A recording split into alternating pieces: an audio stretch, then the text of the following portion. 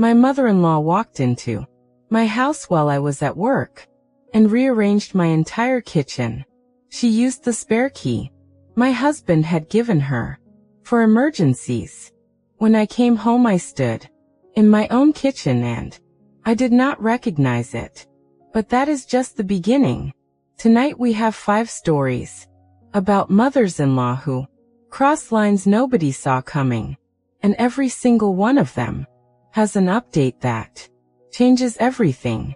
Let me take you back to where this all started.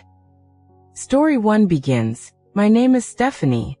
I am 33 years old. I live in Charlotte, North Carolina, and 14 months ago I came home from a 10-hour shift at the hospital where I work as a nurse and walked into a kitchen I did not recognize. Every cabinet had been reorganized. My pots and pans, which I had arranged according to a system that made sense for how I actually cooked, had been rearranged according to a system that made sense to someone else. My spice rack had been alphabetized. My pantry had been reorganized by category with handwritten labels in handwriting that was not mine. My mother-in-law's name is Diane.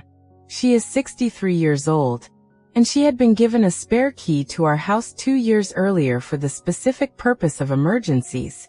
The kind of emergency where my husband and I were both traveling and a pipe burst or a package needed to be brought inside. Diane had used that key on a Tuesday afternoon while I was at work and my husband was at his office, to enter our home and spend what must have been several hours reorganizing my kitchen according to her own preferences. I want to be clear that nothing was damaged. Nothing was stolen. Diane had, by her own account when I called her, been trying to help. She had visited the week before and had mentioned that my kitchen organization was inefficient and had apparently decided, unprompted and uninvited, to fix it herself. I stood in my kitchen for 20 minutes before my husband got home. When he arrived, I asked him to call his mother and ask her directly whether she had been in our house. He did. She confirmed it cheerfully, as though she had done something nice for us, and asked if I had noticed how much better the spice rack worked alphabetically. I took the phone from my husband. I thanked Diane for the thought. Then I told her that the spare key would no longer be necessary going forward, and that if there was ever an actual emergency, we would coordinate access at that time. Diane was quiet. Then she said she felt that was excessive. I told her that a person entering another person's home without permission and rearranging their belongings according to their own preferences was the excessive part of the situation, and that removing her access was the proportional response. My husband stood next to me during this call looking like a man who agreed with everything I was saying, and was also aware that his mother was on the other end of the phone hearing it. After the call, he and I talked for a long time. He said he understood why I had done what I had done. He also said his mother was going to be hurt, and that he was going to need to navigate that. I told him I understood and that I was not asking him to choose between us. I was asking him to support a boundary that protected our home, which was both of ours, from being entered and altered without our knowledge regardless of the intention behind it. He agreed. We changed the locks that weekend. Diane did not speak to me directly for approximately 6 weeks. She spoke to my husband, who relayed that she felt I had overreacted and that families helped each other, and that she did not understand what the issue was. My husband, to his credit, did not relay this as though he agreed with it. He relayed it as information and then told her, each time, that he supported the decision and that the decision was not going to change. 6 weeks is a long time for a mother-in-law to not speak to you. It was also, I came to realize, the first 6 weeks in 2 years of marriage where I had not had to think about whether someone else might be in my house when I was not there. I had not realized how much low-level vigilance I had been carrying until it stopped. Update: 4 months later. Diane invited us to dinner last month. The first invitation since the kitchen incident.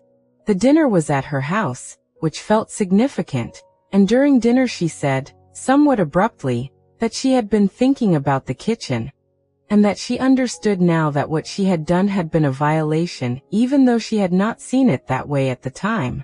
She said she had asked a friend about it, described the situation without naming us, and the friend had told her plainly that she would have been furious if someone had done that to her kitchen, and that conversation had apparently been the thing that shifted her understanding. I told her I appreciated her saying so. She asked, somewhat hesitantly, whether the locks were still changed. I told her they were, and that they were going to stay that way, but that she was welcome anytime she called or texted first like anyone else who wanted to visit. She said that seemed fair. It was the first time in 14 months that the word fair had been used by either of us about the situation, and meant by both of us in the same way. Stephanie changed the locks, but in story 2 the mother-in-law did not need a key. She had something else, something that had been in the family for generations, and she used it to make a point at the worst possible time. Here is what happened. My name is Olivia. I am 29 years old. I live in Denver, Colorado, and 16 months ago my mother-in-law stood up at our engagement party in front of 60 guests and announced, with visible emotion and what she clearly believed was a wonderful surprise, that she had been saving her own wedding dress for 40 years specifically, so that I could wear it at my wedding to her son. I had never discussed my wedding dress with her. I had, in fact, already chosen my dress. I had been to 4 appointments, I had found something that fit my body and my vision for the day, and I had a deposit down. None of this was information Diane. Yes, another Diane, mothers-in-law in these stories seem to cluster around certain names, had asked about before standing up with a glass of champagne and announcing to 60 people that I would be wearing her dress. I want to describe the moment because the moment is the center of everything that followed. Diane stood up. She said she had something special to share. She described in detail her own wedding 40 years earlier, her dress, her mother who had since passed, the emotional significance of the dress to her. Then she said that she wanted to pass this tradition on, and that she had decided I would be the one to carry it forward, and that the dress had been professionally preserved, and was ready whenever I wanted to see it. The room applauded. My fiancé, Mark, looked at me with an expression that told me he had not known this was coming either. I smiled. I said thank you. That was incredibly thoughtful, in the way you respond to something at a party in front of 60 people when the alternative is creating a scene at your own engagement party. Then the party continued, and I spent the rest of the evening receiving comments from guests about how lucky I was and how meaningful it would be and how Diane's dress was apparently legendary in the family. Photographs of it had been shown to me by at least 4 different relatives who assumed I was thrilled. I was not thrilled. I had a dress. I had chosen it carefully. It did not remotely resemble a dress from 40 years ago, nor did I want it to. The conversation with Diane happened 3 days later, at her request, over coffee. She brought photographs of the dress. She talked about what it would mean to her. I told her, as gently as I knew how, that I had already chosen my dress and that I would not be wearing hers. Diane's reaction was significant. She said she had announced it in front of everyone, and that backing out now would embarrass her. I told her that I understood that was a real concern, and that I also had not been consulted before the announcement was made, and that the embarrassment, while I sympathized with it, was not something I had created and was not something I was willing to resolve by wearing a dress I had not chosen to my own wedding. Mark, to his credit, supported me fully. He told his mother directly that the announcement had put me in an impossible position, and that he wished she had asked first. Diane cried. She told several relatives, in the weeks that followed, that I had rejected a meaningful family tradition. Several relatives reached out to me directly, having heard Diane's version, and I found myself having the same conversation repeatedly, explaining patiently that I had not known about the dress until it was announced publicly, and that wearing a dress is not something that can be retroactively agreed to after the fact regardless of sentiment. The wedding happened. I wore my dress. Diane wore her dress to the wedding. She had it altered to fit her current size and wore it as a guest, which several people found touching and which I found, honestly, a little strange, though I said nothing. Update 3 months later. Diane and I had a conversation last month that neither of us had initiated directly. It happened during a visit when the topic came up almost by accident. She told me she had spoken to a therapist about some things, including the dress, and had come to understand that the announcement had been about her own feelings about her son getting married, and her own complicated relationship with time passing, rather than actually being about me or what I might want. She said she was sorry for putting me in that position, and that she understood now why I had said no. I told her I appreciated that, genuinely. She asked if I had any photographs from the wedding I would be willing to share with her, not of the dress, just of the day generally. I sent her a folder that evening. She sent back a message a few hours later that just said, "Thank you. You looked beautiful." I think that was, in its own small way, the actual ending of the dress situation.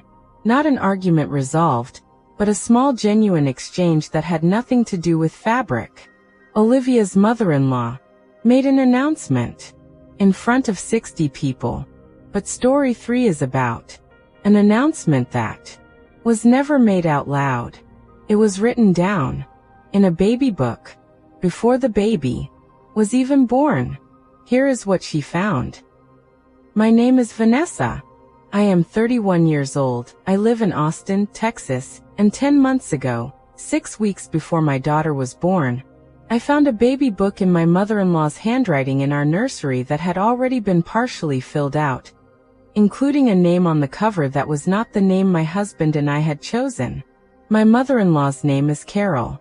She is 60 years old and had been, throughout my pregnancy, enthusiastic in ways that I had mostly found endearing. She had knitted things, she had offered opinions on nursery colors that we had politely declined. She had told several people at family gatherings that she could not wait to meet her granddaughter. The baby book was different. My husband, Jason, and I had told our families that we were considering names, but had not decided and were not going to share our final choice until the birth. A decision we had made together because Jason's family had a habit of having strong reactions to name choices, and we had wanted to avoid input during the decision process. Carol had apparently decided this policy did not apply to her in the way it applied to everyone else. The baby book, a beautiful one, leather-bound, clearly expensive, had the name Eleanor written on the cover in elegant calligraphy, along with a subtitle that read Carol's granddaughter's memory book. Inside, several pages had already been filled in. A family tree that included Carol's side of the family in significant detail, and my side of the family with several names misspelled and one omitted entirely. A page titled Grandma's Hopes for You, that described, among other things, hopes that the baby would spend significant time at Carol's house and would call her Grandma Carol, specifically as opposed to other grandmother-related names that Carol noted she found less dignified. A comment that read to me as a direct shot at my own mother, who went by Gigi. I sat in the nursery with this book for a long time. Eleanor was not a name Jason and I had discussed.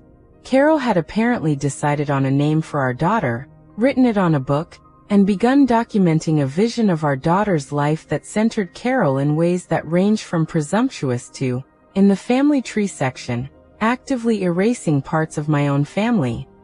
I did not throw the book away immediately. I want to be honest about the sequence here because I think it matters. I sat with it for 2 days, showed it to Jason, and we talked about it at length before I did anything. Jason was upset, not at me, at the book itself, and particularly at the family tree section, which he found as troubling as I did. We discussed several options. We discussed returning it to Carol with a conversation about boundaries. We discussed keeping it, but removing the pages we found problematic.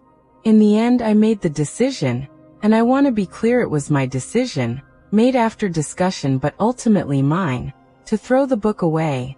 I did not do this secretly or as an act of spite in the moment. I did it after 2 days of consideration, and I told Carol directly, the next time we spoke, that I had found the book, found its contents inappropriate given that we had not shared a name or invited her to create a memory book on our behalf, and had disposed of it. Carol was devastated. She cried. She said the book had taken her weeks to put together and represented her love for a grandchild she had not yet met. I told her I understood that the book came from love, and that the contents of it, particularly choosing a name we had not shared and rewriting our family history, were not something I was able to receive as loving regardless of the intention behind them. Carol did not speak to us for the final 6 weeks of my pregnancy. She was not at the hospital when our daughter, whose name is not Eleanor, was born. She met her granddaughter for the first time when the baby was 11 days old, at a visit Jason arranged that I was present for, and that was civil but cool. Update: 4 months later. Carol has met her granddaughter several times now, and the relationship, while still somewhat formal, has been warming gradually. She has never mentioned the baby book again, and neither have we. What changed things slightly was an afternoon last month when Carol was visiting and asked, quite directly, what our daughter's middle name meant. It is a family name from my side, one of the names that had been misspelled in the book's family tree. I told her the story behind it. Carol listened carefully, and then said she would like to know more about my side of the family sometime, if I was willing to share. I told her I was. We spent 20 minutes that afternoon with me telling her about my grandmother, after whom our daughter is partially named. It was a small conversation.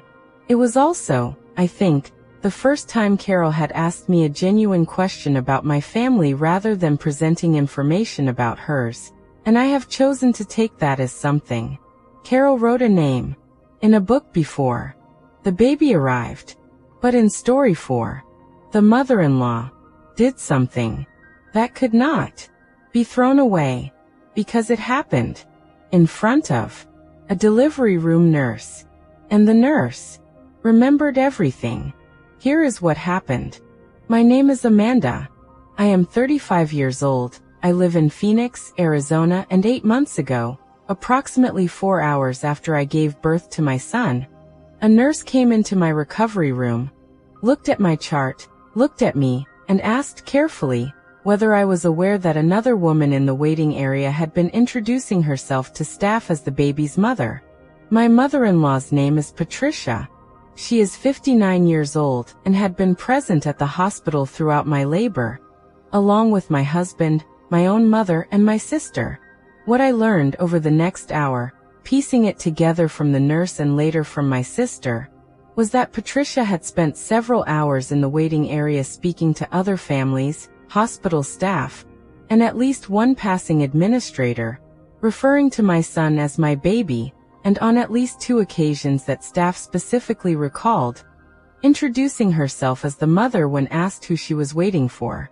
The nurse who came to my room was kind about it but clearly found it strange enough to flag. She said it had come up because Patricia had asked, at the nurse's station, when her baby would be ready to be moved to a private room, and the nurse checking the chart had found this confusing since the chart listed me, not Patricia, as the patient who had delivered. I want to say that I do not think Patricia was being malicious, or even necessarily entirely conscious of what she was doing. I think Patricia was overwhelmed with excitement and emotion about her first grandchild, and the language slipped out of her in a way that revealed something about how she had been thinking about the pregnancy for 9 months, but which became, in a hospital setting, genuinely confusing and inappropriate. My sister told me that when she gently corrected Patricia in the waiting room, saying something like "Amanda's doing great," in response to something Patricia had said about her recovery, Patricia had looked briefly irritated, as though being reminded whose body had actually gone through labor was an unwelcome interruption. I was exhausted, for hours postpartum, processing a great deal, and I made a decision in that state that I have gone back and forth on since, but that I do not, ultimately, regret. I asked the nurse to limit visitors in my room to my husband, my own mother, and my sister for the remainder of our hospital stay. I did not ask for this to be communicated as a ban specifically. I asked for a visitor limit, framed neutrally, that the hospital staff could enforce without me having to have the conversation myself while recovering.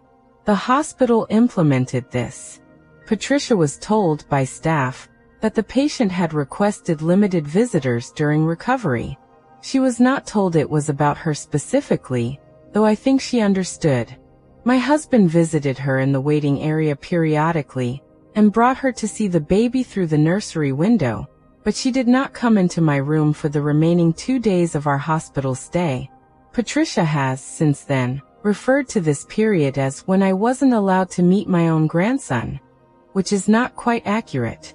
She met him through the nursery window the day he was born and held him for the first time, in our presence, the day we came home, but the framing has stuck in family conversations regardless of the actual details. Update: 3 months later. Patricia and I had a conversation last month, prompted by my husband, about the hospital. I told her honestly what the nurse had told me, that staff had been confused by the language she had used, and that in my exhausted postpartum state, the idea of managing that confusion on top of everything else had felt like too much, and that the visitor request had been about giving myself space to recover rather than about excluding her specifically. Patricia was quiet for a while, and then said she honestly did not remember saying those things to the nurses. She remembered being excited and talking to a lot of people, but not the specific wording. She said she believed me about what I'd been told, and that she was embarrassed, and that she understood now why the request had been made even if it had hurt at the time. It was not a dramatic conversation, but it was an honest one, and I think both of us walked away from it with a slightly clearer picture of what had actually happened that day versus the story that had calcified around it. Patricia's words. Got confused. In a waiting room. Our final story tonight. Story 5 is about words that were not confused at all. They were exact, written down, and read out loud at a christening in front of the entire family. Here is the last story. My name is Rachel. I am 36 years old. I live in Tampa, Florida, and 12 months ago I left my son's christening, my own son's christening, 20 minutes after it began, in front of approximately 50 guests, because my mother-in-law gave a speech that I have not been able to fully forgive, even though I have spent a year trying. My mother-in-law's name is Linda. She is 67 years old and had asked, weeks before the christening, whether she could say a few words during the reception afterward. A request that seemed normal and that my husband, Brian, and I had agreed to without much thought. What Linda had prepared was not a few words. It was a structured speech, several minutes long, that began warmly enough, about Brian as a baby, about the joy of becoming a grandmother, and then pivoted, with what I can only describe as deliberate construction, into a comparison. Linda told the room that she had almost been a grandmother once before. Years earlier, when Brian had been in a serious relationship with a woman named Jessica before he met me. She described Jessica warmly, her career, her family, a trip Jessica had apparently taken with Linda's side of the family that Linda described in detail. She said that when that relationship ended, she had grieved the grandchildren she thought she might have had with Jessica. Then she said, and I am quoting this as closely as I can reconstruct it, because I have replayed it many times, that she was so relieved that things had worked out the way they did, and that she loved Rachel too in her own way. The room went quiet in the specific way rooms go quiet when something has been said that everyone recognizes as wrong, but no one is positioned to address in the moment. My own parents were present. My mother's face was something I will remember for a long time. Brian, sitting next to me, went rigid. I felt it rather than saw it. I want to be honest that I do not think I made a calculated decision in that moment. I stood up, picked up my son from his bassinet, and walked out of the reception hall. I did not say anything. I went to the car. Brian followed about 90 seconds later, and we sat in the parking lot for 20 minutes before deciding to go home rather than return.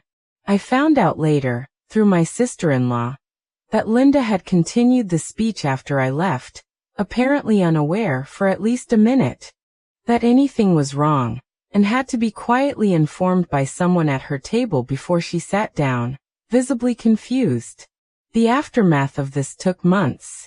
Linda's position, communicated through Brian initially, was that she had been speaking from the heart, and that I had overreacted to one sentence taken out of context. Brian, to his enormous credit, did not accept this framing.